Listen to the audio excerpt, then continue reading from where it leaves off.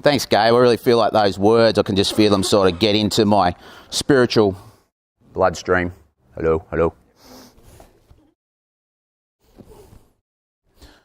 Cool. Yeah, so I thought we'd just mix it up a little bit. One, I'm conscious that we've got lots of mums here. It's a hot day, trying to look after kids.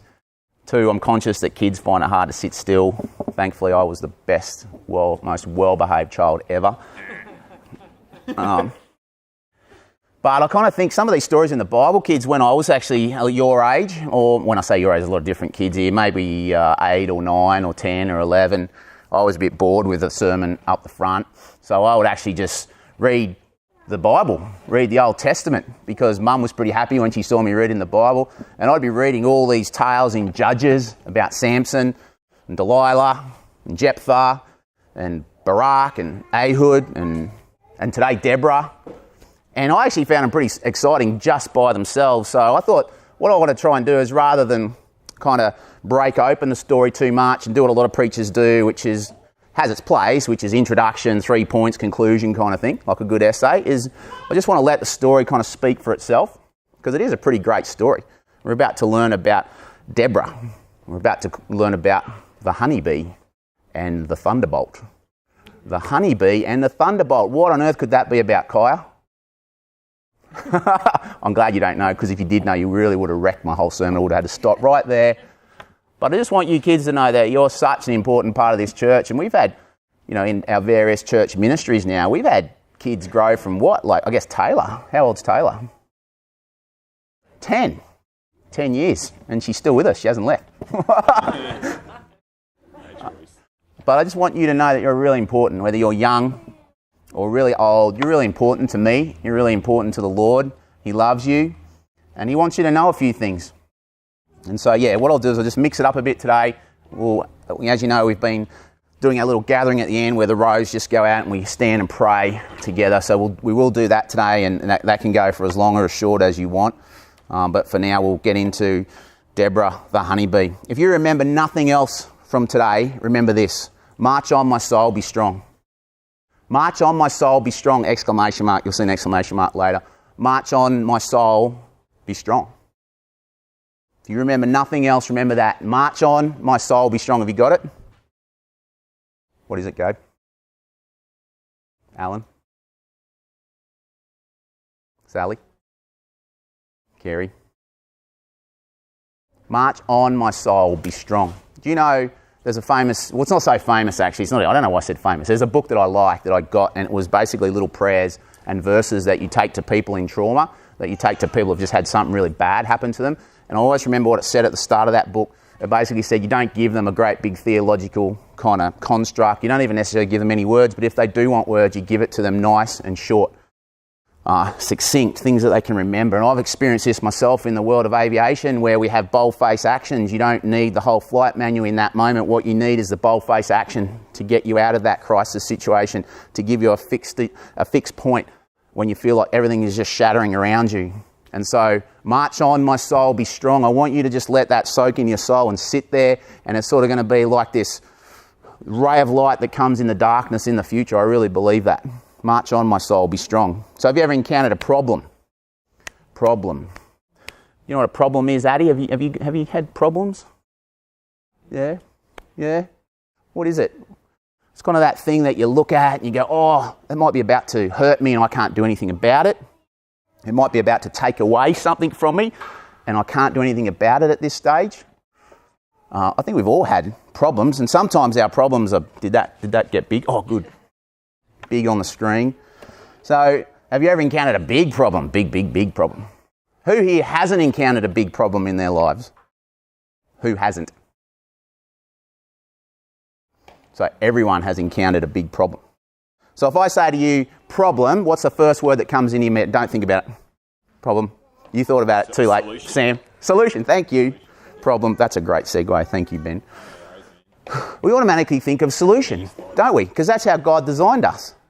You know, Adam and Eve actually had a problem, but it was a good problem. It was, here's the garden, I've given it to you, now do something with it. Make it better. And by the way, expand the boundaries of the garden into the whole world where it's kind of a bit chaotic and stuff. Bring control, bring beauty, bring life, bring order. So that was, there's nothing wrong with a solution. But here's some problems with solutions. Who here has seen their solution when you've had a big problem perfectly answer that problem? Like just comprehensively in a sophisticated, complex way, answer every part. Like has your solution been 10 out of 10 or has it been a bit lower? Throw some numbers out. Normally an 8, that's pretty good. Eddie's a 4. Wow, that'd be a fail in an exam. So 8 out of 10, 4 out of 10. But is anyone... Sorry, what was that? I said problem. If it's just satisfying my hunger in the morning. Yeah, that's fair enough. Depends on the context. Yeah. But in a big problem, I guess, well, what's our average? What's the average between 4 and 8? 6? So our average is 6 out of 10. So we know often our solutions don't always have a good answer to the problem. And often our solutions have their own problems. We actually know this in the safety management world. We know that whenever you bring in a risk management control, whether it be a procedure or a bit of equipment, it brings in its own problems. It always does. And so when our solutions often have their own problems or the way we go about it, oftentimes what that can mean is that we can even actually forget about the original problem. And if we realise straight away that, out of all the solutions in the world to a problem, how many do we have in our finite capacity? How many can we actually really maybe bring to mind? If it was a basic problem of hunger, there's so many ways that you can sate that hunger, isn't there? And yet we tend to think the first 1 or 2 or 3 solutions that come to mind, that's going to be it. Anyway, all this to say that maybe there's a thing we should know about solutions as well as problems. Because our minds automatically, straight away, because of what's called predictive processing in the neuroscience world, we straight away leap to what the solution might be. Our minds are actually predictively processing all the time. Did you know that? You just did it. Problem, solution. How are you today? Is that what you thought? Did you? Oh, darn it. That didn't work very much. Okay, Monday, Tuesday, Wednesday. Saturday. So you know now, you know the game, but you know Thursday coming. Anyway, so what I want us to think about though is if there's a problem and a solution, what do our kingdom instincts do? Well, what should our kingdom instincts do? And we've got such a brilliant example here in Deborah of both perhaps what to do and what not to do, of what it looks like when solutions and problems come together in a good way and maybe in a bad way. We've got a bunch of people here in Judges 4 and 5 that have a massive problem and they also have a solution, but there's also problems with that solution. So what we're going to do is just go through this story, identify the problems and solutions and then the problems for the solutions. And what I want to just say is just make sure you read this yourself later. Again, we're in the start of a new year. You remember at the start of last year, this is number 31 in our MeGA series. We really want you to consider, if you've never read the Bible before, or even if you had, to parallel us. So to actually be reading throughout the week, not just Judges 4 and 5 that we're focusing on today, but perhaps all of Judges. And if you're not up to us, then catch up in the next few months so that you can continue to read along with us. And you might want to catch up with people at home or talk about it as a part of your daily devotions and go, hey, what are you up to? I'm up to this. And what do you think of that? Just do it like a book reading club. It doesn't have to be a formal Bible study as such. It can just be some comments around the dinner table or maybe around a coffee out and about at that eminent establishment called Sleepless City. So anyway, make sure you read this later. And if you remember nothing else, so let's do it for Tim. If you remember nothing else, remember what? Oh no, you've forgotten already? Thursday. Thursday. You. March on, my soul, be strong. March on, my soul, be strong. If you remember nothing else about today, remember, march on, my soul, be strong. So I'd like us to know, I think, 2 words that are going to help us as we go through the passage. Help us see problems and solutions, and they are pretensions and assumptions. Have you ever thought about pretensions and assumptions? So a pretension is just that, in the dictionary, it's a false or unsupportable quality, the quality of behaving or speaking in such a manner as to create a false appearance of great importance or worth. Now, does anyone here not have a problem with sometimes overstating their own worth or overstating their own value? Good, no one put their hand up, so that means everyone has at some point, and probably in the future, will have a problem with that. And it actually comes from the medieval Latin word, which is pretension, which comes from alleged. And then the other one is assumption, and that is accepting something that is true or certain or acting that way when in fact we have no proof for it. And again, because of our predictive processing, because of the way we are as human beings, and I really believe this is a strength most times, not a weakness, our strength is we can quickly process information. We can quickly go, okay, here is the solution. We make assumptions. There's millions of inputs right now, and we're filtering that out, and then we're making assumptions about what the solution to certain problems might be. We have to do that, otherwise we wouldn't actually live. But I think we should really be aware as Christians, as kingdom people, that there is probably a better way than just leaping to the conclusion, leaping to the solution, that there is probably a better way. There's a kingdom way of dealing with a problem. You know, as I said before, there's a lot of pretensions and assumptions. And the trouble is that oftentimes our solutions are bloated with pretensions and assumptions.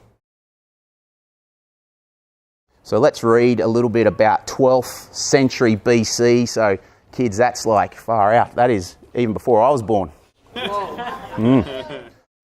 That's like 1,200 years before Jesus or thereabouts. That's like, 3,200 years ago.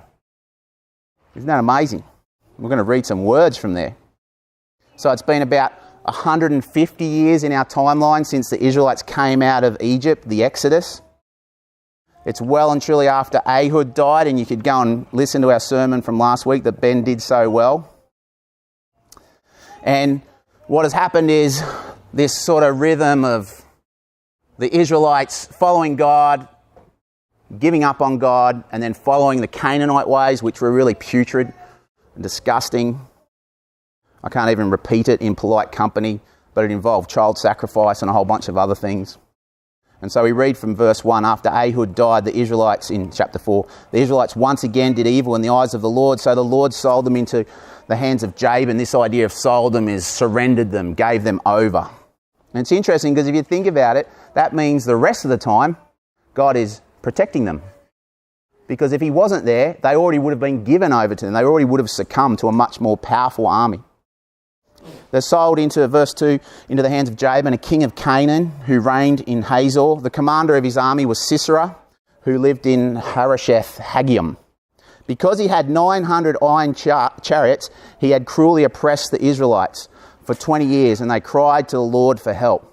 So if you've got iron chariots, that's like a super weapon. That's a mega weapon. You can quickly rally around the battlefield. You can move from point to point. You're up on a platform, a stable platform. Archers can't hit you as easily. You can strike.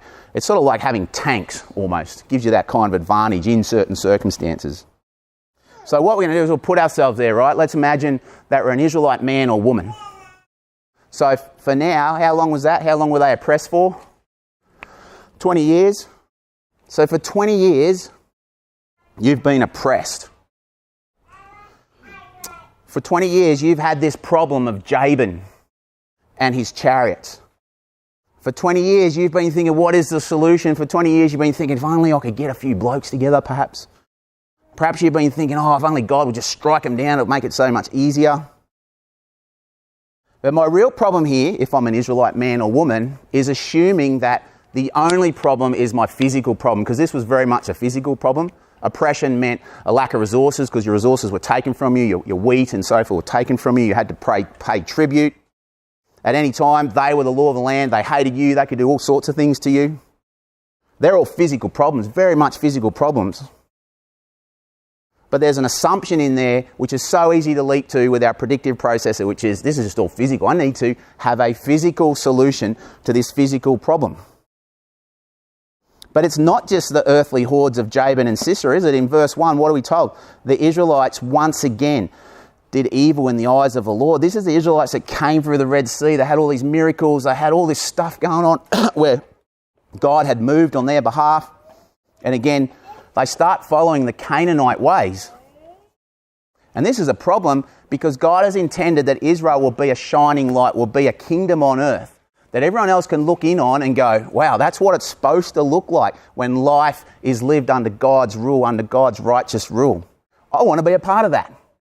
And when it was happening, oftentimes you'll see in the Bible, people could be grafted in, they'd come and be a part of that. But instead, we're told in Jeremiah that over time, even up into the time of the Kings and Chronicles, that the Israelites got so evil and putrid, they were actually worse than the people around them. And they're just sliding into this all the time. That means if you're a little kid, you could be sacrificed. You might not make it to age 10 or 11. For 20 years this goes on, and for 20 years if you're an Israelite man or woman, you're going, this is a physical problem. And then, of course, if you're assuming that, then your solution is to bring about a physical, bring about a physical solution. And it's in that physical solution that's already ill-informed that then brings pretension. And we get an insight into the pretension and the oppression in Deborah and Barak's time with their song. So you have to understand the structure here. We've got the historical account, and then we've got this awesome song of Barak and Deborah. And you can actually get information about the battle and so forth by looking at both of them. Over and over again, the Israelites really wanted to remember things, so they would have these songs. And these songs, depending on the age, would be in the top 10. And people could sing about them, remember what God had done. And so we're told in Judges 5, 6, chapter 5, 6 and 7, in the days of Shamgar, son of Anath, in the days of Jael, the roads were abandoned. Travellers took to winding paths. Village life in Israel ceased. Because of the oppression and because of their assumptions and because of their pretension was we need to hide, we need to run. You couldn't even live in a village, it was unwalled. You had to live in some walled city somewhere. You couldn't just travel the roads anymore, you had to take the little goat tracks up around the hills. These were times of war and oppression. They were terrible times. And for 20 years, because they thought their problem was physical, they put up with oppression. They just put up with it. They thought that's all there is. 18, tell me what this is. 18 plus 20 plus 7 plus 18 plus 40. 18 plus 20 plus 7 plus 18 plus 40. Who's good at maths? 103. Thanks. But what is it really? Actually, it's 103 years of oppression through the time of the judges. So the time of the judges is about 400 years. And if you want to try and remember things as a rule of thumb, you remember that the Exodus and the time of Judges starts at about 1400, 1500, goes all the way through to about 1000 BC when Saul shows up. For 103 years of the 400 years where the judges are ruling, it's oppression. It's the roads are abandoned. Travellers take to winding paths. Village life in Israel ceases. In that time, they've just given themselves over to the Canaanite morals, gods, religious beliefs, practices. I just feel like such a sense of sadness for them.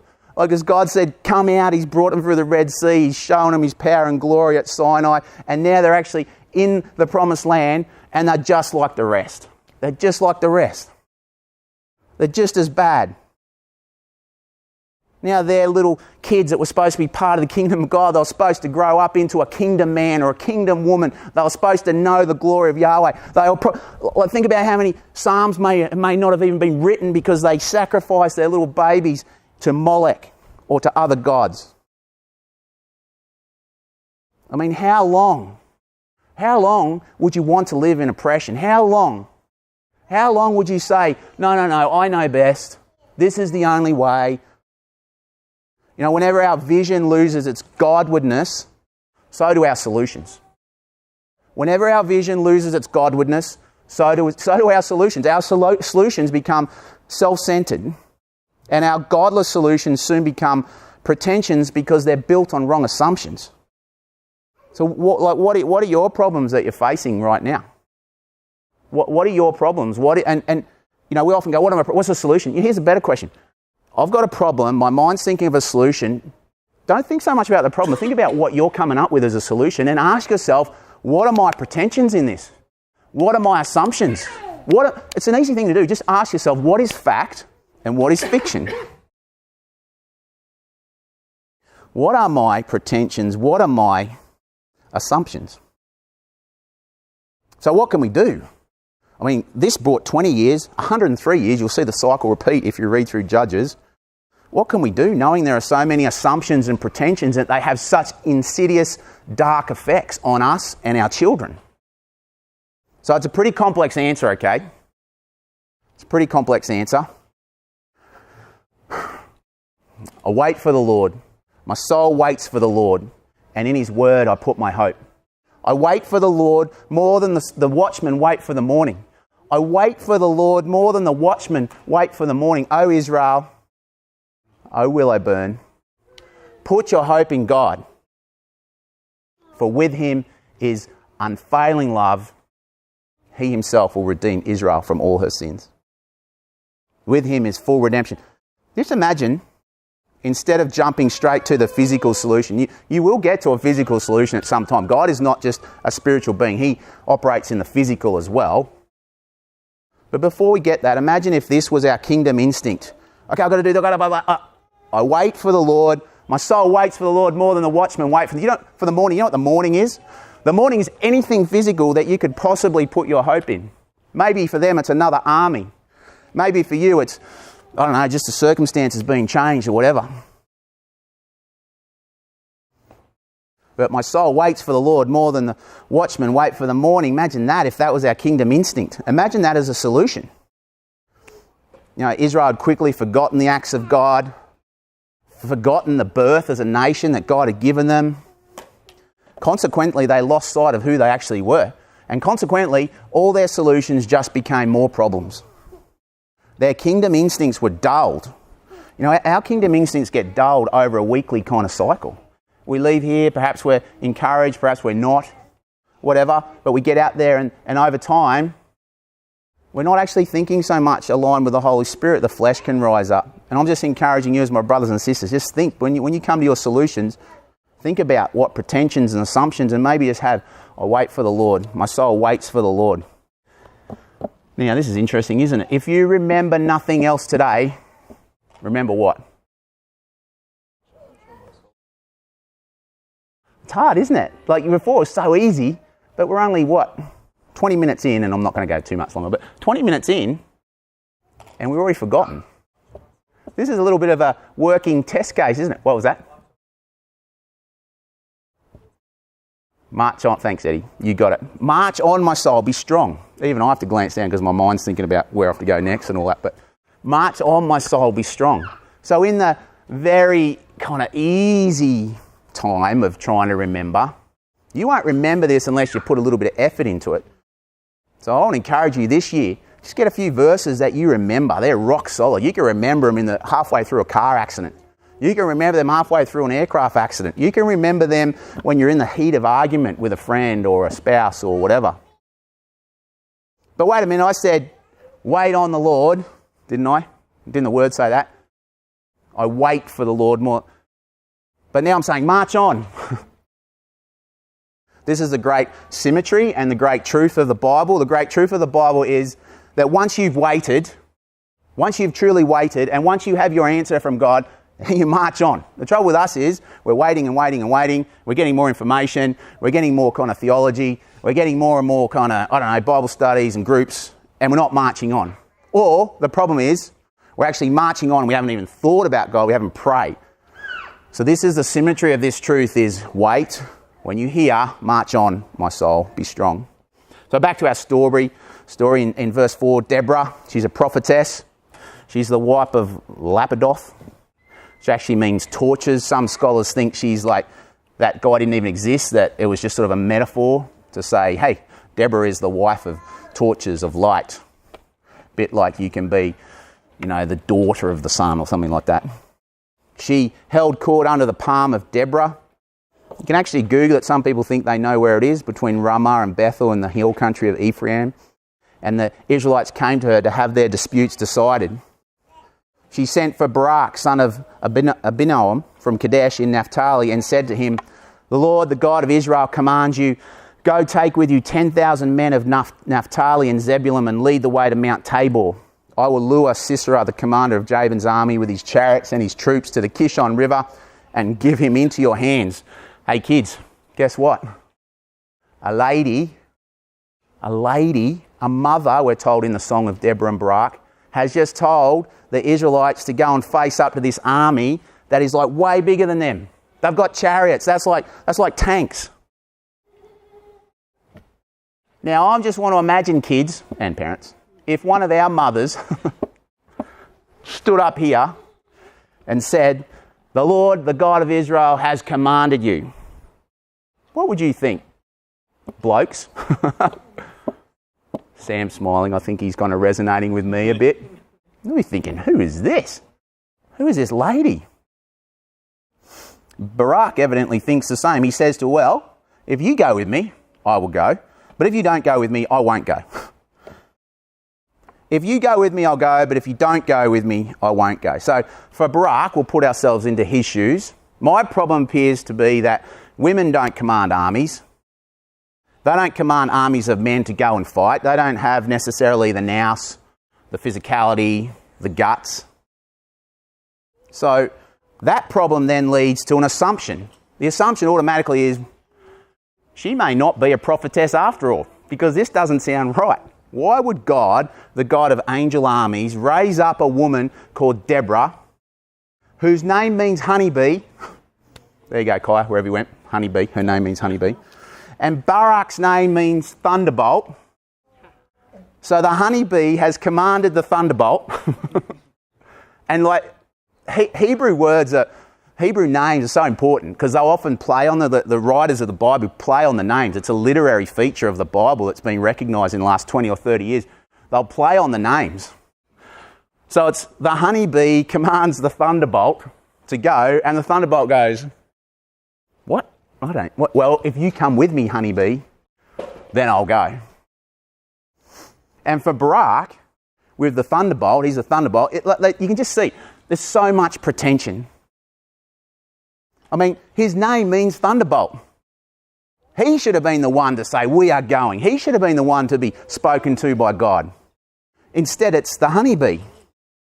But here's the thing. Barak hasn't gone. He's had his chance for 20 years. None of the other thunderbolts in Israel have gone either. Without God, Barak is not actually a thunderbolt. He's just a little bit of static electricity. That's all he is.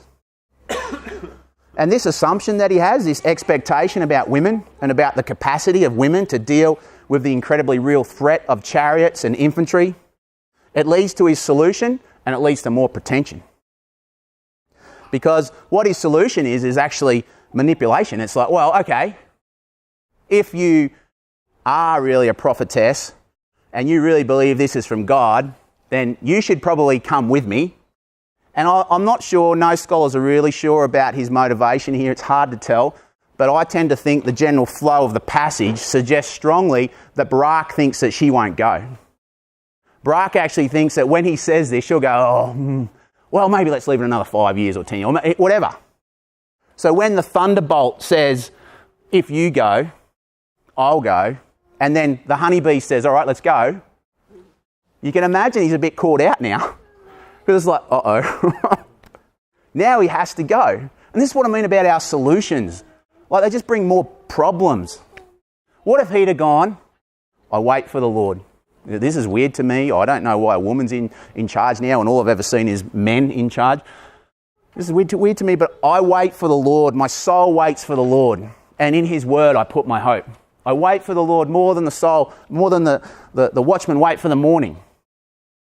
Imagine that. Imagine if he'd done that. He wouldn't have had to get himself into this little twisted thing. But in verse 9, Deborah says, very well, I'll go with you. But because of the way you're going about this, the honour will not be yours, for the Lord will hand Sisera over to a woman.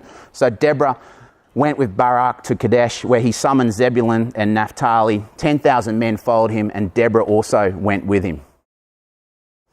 How often are we the victims of our own pretensions, our own reputations, and yet God still gets it done? What's interesting about this is it took a mother of Israel to turn the little boy, the little electrostatic charge, into a real thunderbolt. It took a mother of Israel to do that. No father could do it. No father could do it. And Barak nearly doesn't go. And by the way, because of his hesitation, when you see the song of Deborah and Barak, you actually see that half the tribes don't go either.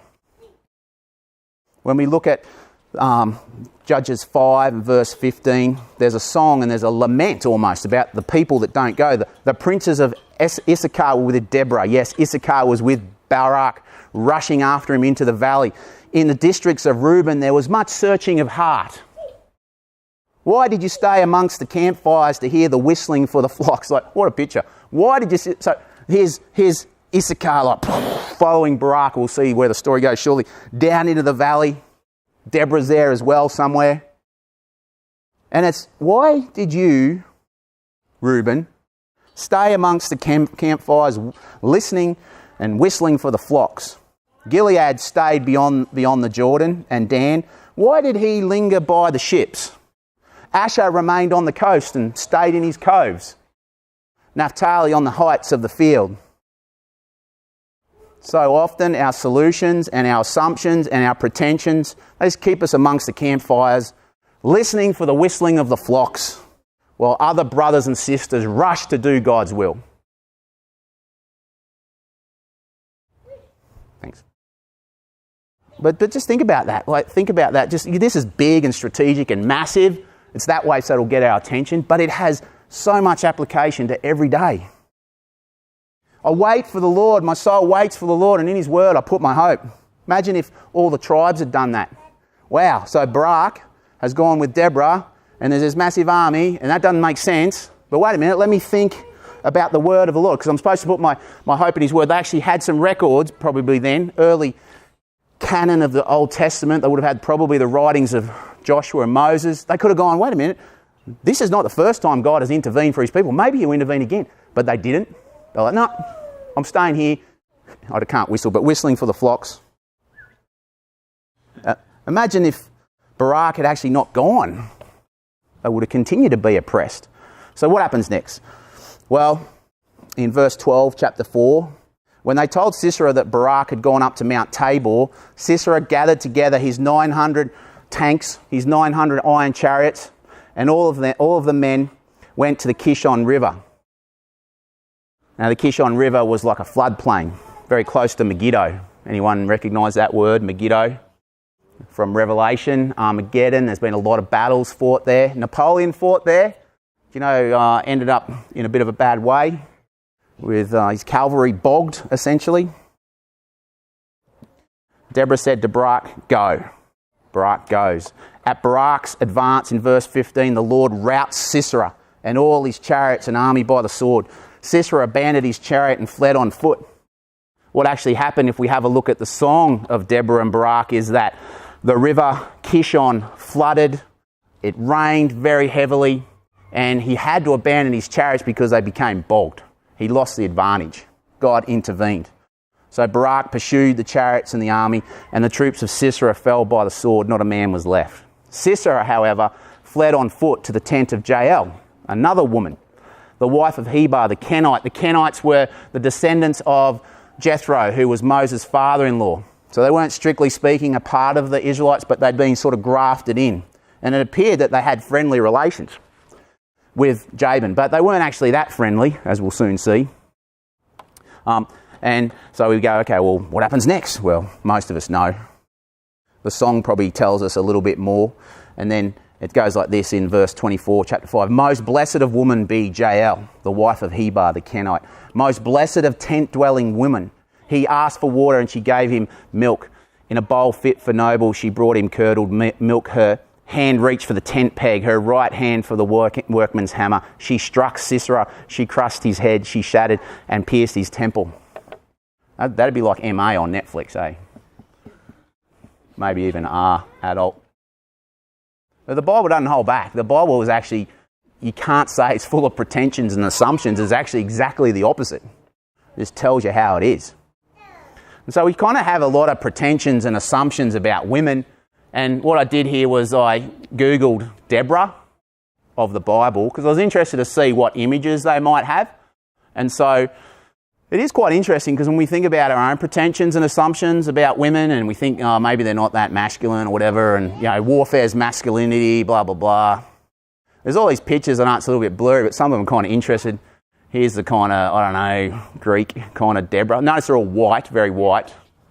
Then we've got the hot Deborah for a movie. Then in a minute we've got, I don't know, it's like Dungeons and Dragons, Deborah. And over here we're going to have grumpy Deborah. It's the one at the back, not the one in front. That's JL. So grumpy old Deborah. And then, you can see all the images there. There's many there. And then this one. This is sort of like the glorious warrior queen, Deborah. Go. And all the Israelites are in the background. I mean, that's my favourite, but honestly, it's just another image that someone has presented. I don't know exactly, but we kind of get a feeling of who Deborah was. And I just want you again, mainly the men, to consider, as we did with Bring Back the Wonder Women series or sermon, is what our assumptions are around femininity and masculinity, particularly with the Gillette ad that just came out. And I just want you to ask, is it possible for there to be such a thing as feminine power, feminine tactics, feminine warriorhood? Normally power, tactics, warrior, words like that are for the men, not for the women, and yet they're all words describing Deborah. And yet at the same time in Judges 5 verse 7 it says, village life in Israel ceased until I, Deborah, arose a mother. A mother in Israel. So she's a warrior hyphen mother. She's a warrior mother, a commander mother, a tactician mother, a poet mother, a prophet mother, a judge mother. Now, does that actually just surprise you a little bit? It surprised me. Maybe it's just me. Maybe I'm the only chauvinist in the room. That surprised me. That you've got this woman who's a mother, and yet she's a warrior, a commander, a tactician, a poet, a prophet, a judge. She arose a poet mother, a prophet mother, a judge mother, a warrior mother, so that the boys who were just little bits of static could become men. Now wait, because I know where that takes us. It then takes us into, okay, so her main role was just to make the men be all that they can be. No. Look, if you miss that, you miss the whole point of my Wonder Woman sermon, which was, do you remember, Imago Dei. Male and female he made them, in the image of God. Male and female. If you only have males, you've got half the image of God. If you've only got females in any context of life, you've only got half the image of God. You are asymmetrical. When you've got male and female together, then you have God's image at work. And you see it at work in that valley, in the Kishon. You see it at work more and more, and I'll get into that in a minute. Problem, solution. Problem and solution. No matter what you think about women, I just ask you to wait on the Lord, to ask the Lord. Imagine what he might do with our opinions and our convictions. What do you notice as a theme about these verses as we get to the end? Barak said to her, if you go with me, I will go, but if you don't go with me, I won't go. Very well, Deborah said, I'll go with you. Male and female go into battle. Bit surprising, isn't it, men? Now, we don't know what role she had. We're not told. How about this next verse, all taken from Judges 4 and 5. Wake up, Deborah. Wake up, break out in song. Arise, O Barak. Take captive your captives, O son of Abinoam. What's the theme? The princes of Issachar were with Deborah. Yes, Issachar was with Barak, rushing after him into the valley. What's the theme? On that day, Deborah and Barak sang this song. The theme is male and female facing a real threat, facing the ugliness and evil of war, male and female together. Now, I'm not saying everyone needs to go and join the army. What I'm saying is there is a feminine type of power. There is a feminine type of tactics that you need, that humanity needs. We need each other. Imago Dei, we need each other. We need male and female to work together, and that male and female is the strongest bond that we know of on earth. And it's supposed to be a representation of what the church is supposed to be looking like. I really believe in the future we'll understand this relationship in the new kingdom will be a really powerful one. And it'll be spread across all of God's people in some way. Pretensions and assumptions. Be very careful about the pretensions and assumptions you have about yourself, whether you're male or female. God might want to bust them wide open. Which leads me to the conclusion. God. I earlier asked, what's 18 plus 20 plus 7 plus 18 plus 40? 103. 103 years of oppression. So what's 400 minus 103? 297 years of peace, of where God was delivering them. And you look at Judges and you go, Judges is a terrible place. Judges is where everyone just does whatever they want. Judges is where, almost unspeakable things happen.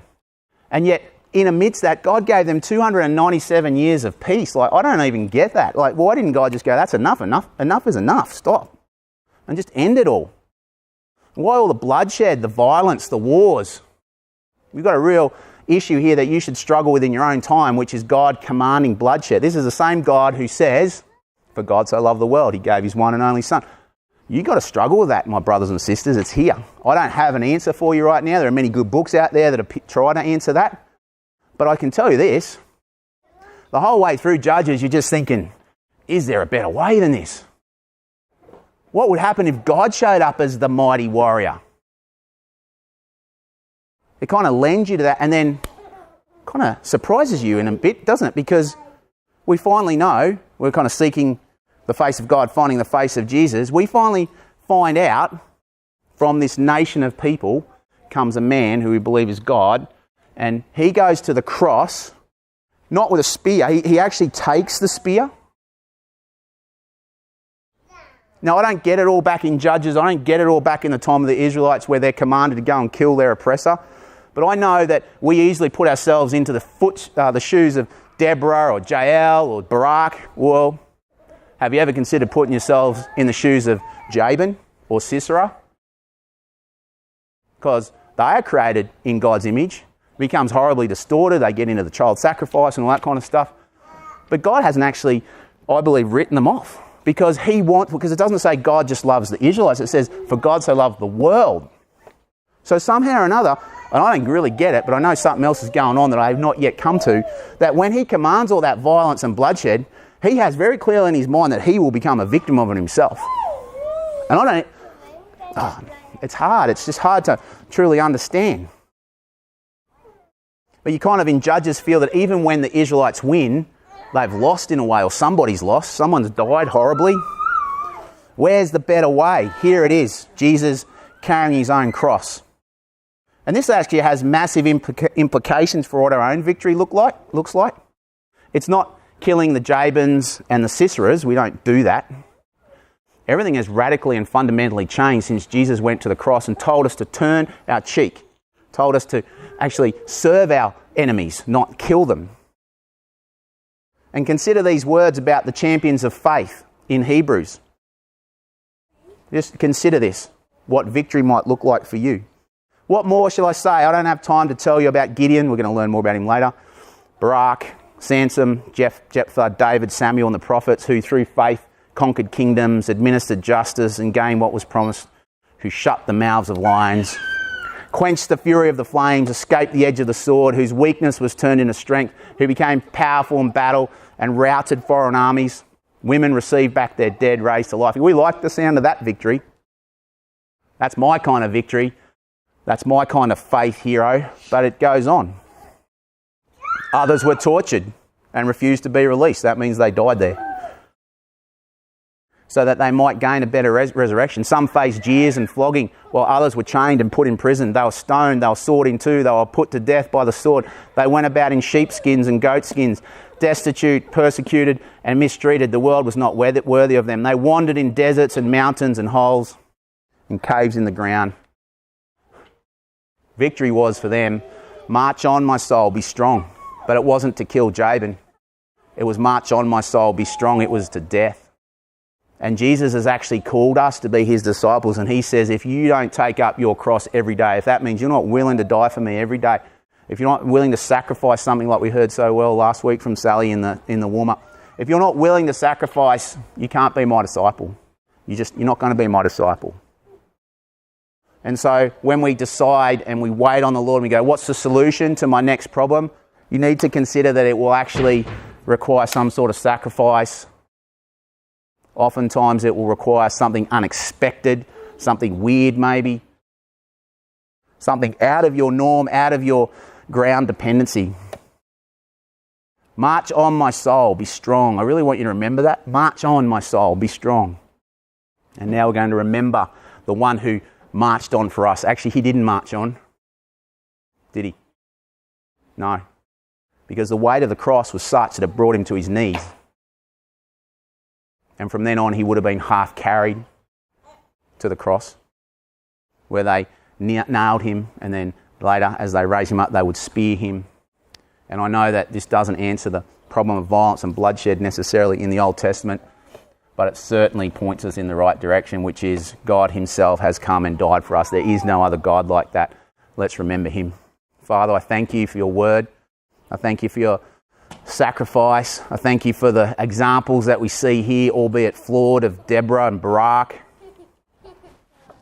I thank you for the magnificent reminder that we need your love, we need your truth, we need your grace. As we come to your communion table and we see truth personified in your sacrifice, as we see it manifested in the elements, the wine, the bread, as we see that, bring truth to our souls, O Lord.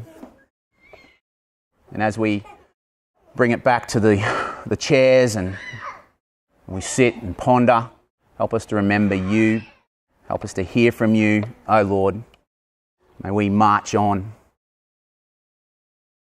May our souls be strong for you. In Jesus' name, amen. So in your own time, just come forward, take of the bread. Actually, Ben, if you could break the bread for us today, brother, that'd be great. We'll keep the cup and we'll drink that together. Lord Jesus, thank you for your sacrifice. Thank you for your blood spilt for us. Thank you that you didn't give us the destiny of Jabin and Sisera. Instead, you made a better way. And because of that, the whole of humanity has hope.